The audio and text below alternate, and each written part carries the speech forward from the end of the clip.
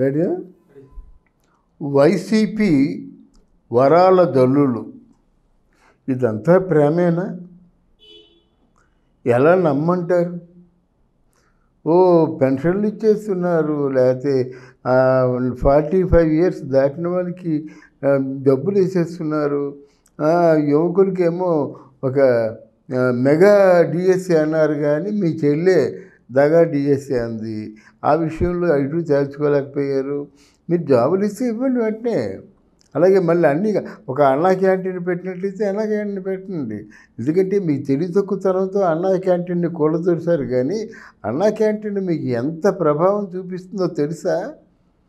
అడుక్కు తినేవాళ్ళు కొంతమంది మిడిల్ క్లాస్ పీపుల్ కూడా అన్నానికి లేకపోయినట్టయితే ఆ 5 రూపాయలతో అన్నం తిని సంతృప్తిగా పడుకునేవారు అన్నమాట. అలాగే 5 రూపాయల అన్నాన్ని 3 తీసుకెళ్ళి కుటుంబం అంతా 15 రూపాయలతో గడిపేవారు. మరి వాళ్ళ తాలూకు ఉసురు తగులుతుంది కదా, ఎవరు దీన్ని బంద్ చేశారో వాళ్ళకి తగులుతుంది కదా. అందువలన ఇంకా నెక్స్ట్ మీరు నాయకులుగా ఉండి ఏం సాధించారు? నథింగ్ సాధించారు.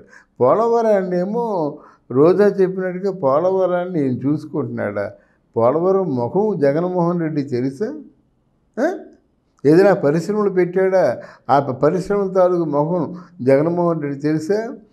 ఎవరు ఆయనకేమో కంప్లీట్గా ఆయనకి ఇవ్వాల్సిన డబ్బు ఇస్తే వాళ్ళకి సీట్లు ఇస్తున్నాడు. అంటే డబ్బు మాత్రమే నాకు సీటు కోసం ఇవ్వండి, మళ్ళీ ఎలక్షన్ ఖర్చు అంతా మీరే పెట్టుకోండి అంటున్నాడు.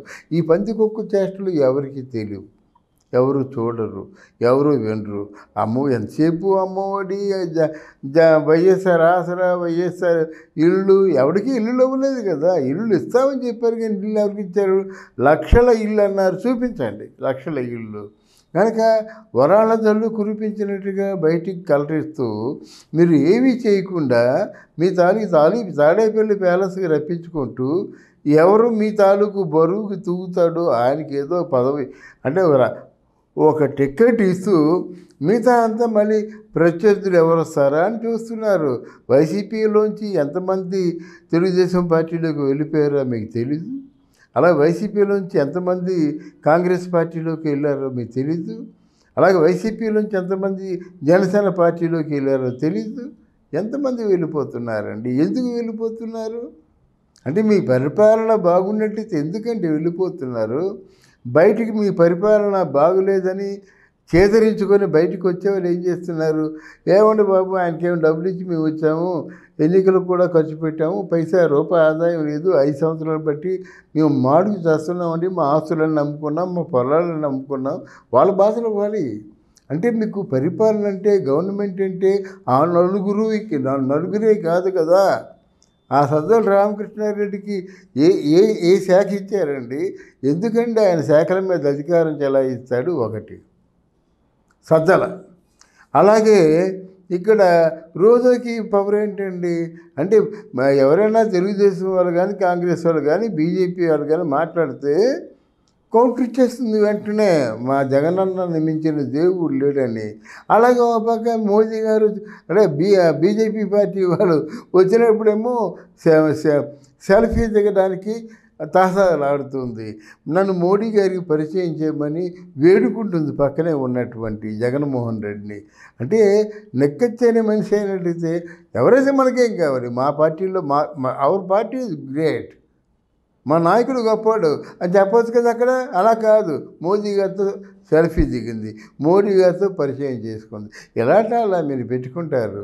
నోరు ఇప్పితే ఆ గుట్కా వాసన, సారాయి వాసన, అందరినీ కొట్టేస్తానంటాడంతే, అందరినీ నరికేస్తా ఉంటాడు, అందరినీ చంపేస్తూ ఉంటాడు. రారా అన్నతో పోటీ చేయరు అంటాడు తాగి మాట్లాడినట్టు. ఏమైపోతుందండి ఈ లా అండ్ ఆర్డర్స్? పోలీసులకు వినిపించటం లేదా? తెల్లారి లేచినట్టయితే ఈ సోషల్ మీడియా మాధ్యమాల్లో ఎంత పచ్చిగా తిడుతున్నాడండి. అని ఏం చేయలేరు మీరు. అలా ఒక పేరు నాని, వాడు ఊళ్ళో ఇప్పుడు ఉండడు, మన విశాఖపట్నంలో విజయవాడలో ఉంటాడు, కానీ ఆ ఊర్లో కొడుకు ఉంటాడు. జనసేన పార్టీని మించిపోతుందా వైసీపీ పార్టీ? ఏమో, ఐ డోంట్ థింక్ సో. నేను బందర్కి వెళ్ళినప్పుడు బందర్లో ఒక 90% జనసేన పార్టీకి ఓటు వేస్తామని చెప్పడం నాకు తెలుసు.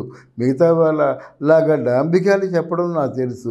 ఇప్పుడు వెళ్ళి మీరు స్టడీ చేయండి, డెఫినెట్గా జనసేన పార్టీ బందర్లో గెలుస్తుంది. మరి ఎందుకు ఈ సొల్లు వాగుడంతా వాగుతున్నాడు పేరు నాని? ఇంకా వాగుతాడా? అయిపోయింది కదా, మీరు పదవిలోంచి పీకేశారు. ఆ కొడుకు ఏదో లబో దిబో అంటున్నాడు, కానీ కొడుకు టికెట్ వేశారు, ఆ కొడుకు గెలిచేస్తారనే. ఏమిటండి? అందువల్ల నేను చెప్పేది ఏమిటంటే, డెఫినెట్గా మీరు మీ తాలూకు పరిపాలనలో ఉన్న లోపాలు చూసుకోండి, పరిపాలనలో ఉన్నటువంటి లోపాలని సరిదిద్దుకోండి. అంతేగాని అధిష్టానం అంటే జగన్మోహన్ రెడ్డి తాలూకు ఆంతరంగక అత్యంత ప్రీతిపాత్రమైన మిత్రులు ఇద్దరు ఉన్నారు, ఆప్త మిత్రులు. మోదీ గారు, తర్వాత అమిత్ షా గారు. పోనీ వాళ్ళతో పొత్తు పెట్టుకుంటే బాహాటంగా పెట్టుకో, దొంగ పొత్తులు ఎందుకు? లేదా ఈ పొత్తులు ఇష్టం లేకపోతే బాహాటంగా నువ్వు నీ స్టేట్మెంట్ ఇవ్వు. తెలుగుదేశం జనసేనతో బీజేపీ పార్టీ పొత్తులు పెట్టుకోవడం చాలా అమానుషం, అవాంఛనీయం, ప్రజలు చీకొడుతున్నారు అనేది నీకు తెలుసు కదా, నీకు మాట్లాడడం. అలా చెప్పచ్చు కదా. అలా చెప్పకుండా కేవలం పనిచేసే వాళ్ళని, నిజాయితీ గల రాజకీయ నాయకుల్ని పూర్తిగా వారి తాలూకు ఆత్మాభిమానాన్ని దెబ్బతీయడం మంచిది కాదు. ఎవరైతే గొయ్యి తీశారో ఆ గోతులో వాళ్ళే పడతారన్న దానికి నిలువెత్తు నిదర్శనంగా జగన్మోహన్ రెడ్డి అండ్ పార్టీ మిగిలిపోతుంది. Thank you.